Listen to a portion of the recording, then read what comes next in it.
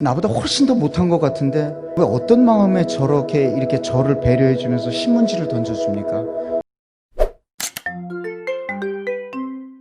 저는 어릴 때부터 교회를 다녔습니다. 하나님을 알게 되고 또 교회를 나가서 믿음을 알고 온 식구들이 하나님의 자녀로 귀하게 성장을 할 수가 있었습니다. 아버님께서는 청와대 근무를 하셨습니다. 고급 공무원으로서 저희들 또한 부모님 덕택에 아주 편안하게 생활을 할 수가 있었습니다. 아버님께서 청와대를 나오시고 동료 친구분들과 같이 사업을 하시러 파라과이로 가셨습니다. 파라과이 가서서 큰 사업을 하셨는데 초창기에는 너무 잘 되셨습니다.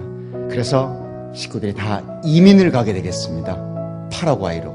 저는 고등학교 1학년이었는데 그냥 이곳에서 좀 더 공부를 하고 나중에 가겠습니다 라고 하고 식구들이 다 이민을 떠났습니다.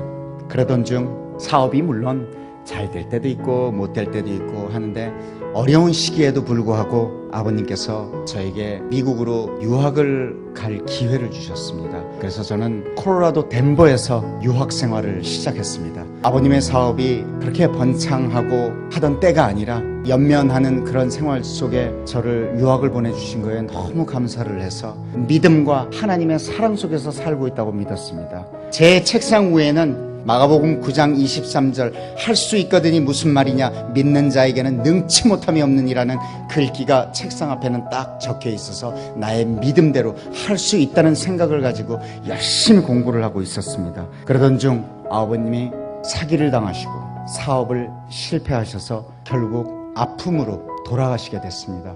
저는 모든 걸 포기하고 한국으로 돌아야만 했습니다. 어머님 또한 동생을 파라과이에 남겨두고 한국으로 돌아왔습니다. 그때는 정말 세상이 미웠습니다. 모든 게 다 싫었습니다.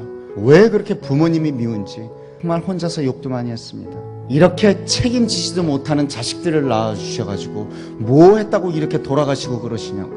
지금 생각하면 참 바보 같은 짓이었고 가장 욕을 많이 들었던 분이 계십니다. 바로 하나님입니다.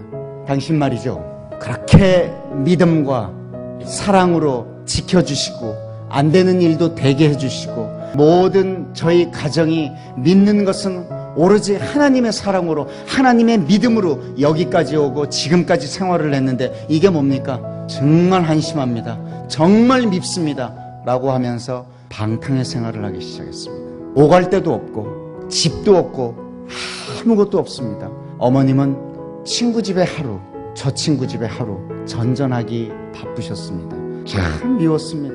참 힘들었습니다. 정말 괴로웠습니다. 세상에 86년도 후반에 제가 한국으로 돌아왔는데 먹을 것이 없어서 굶주리고 있었다면 이해가 가십니까? 잘 곳이 없어서 허구한 날 길거리에서 잠을 자다가 하루는 반포 고속터미널 건너편에 벤치들이 이렇게 있는데 그곳에서 잠을 청하고 있는데 어떤 분이 저에게 신문지를 한 장 이렇게 던져주시면서 에이, 이거 덮고 자, 새벽에 따뜻할 거야 라고 가시더라고요. 이렇게 눈을 떠서 보니까 저보다 훨씬 더 남루하고 훨씬 더 마르고 훨씬 더 없어 보이는 사람이 무슨 마음의 여유를 갖고 내게 새벽에 자면 힘드니까 이거 덮고 자면 따뜻하다는 말을 건네면서 이럴까? 사람이 왜 그럴까? 자기가 덮고 자지 라고 하면서 무의식 중에 기도가 나왔습니다. 하나님, 저 사람이 어떤 사람입니까?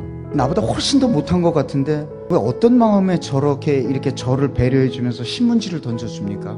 혹시나 지금 제 이 모습이 지금은 누구를 뭘 못하지만 혹시 돈을 번다는 기회가 생긴다면 나보다 못한 사람들을 위해 도울 수 있는 기회를 주십시오 라고 기도를 하면서 잠을 잤습니다.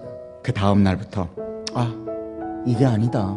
어쩌면 하나님이 너 이렇게 살면 안 된다는 그런 무언가를 보여주셨는지도 모른다 라고 생각을 해서 다시 하나님을 찾게 되고 하나님께 기도하며 열심히 일을 하기 시작했습니다.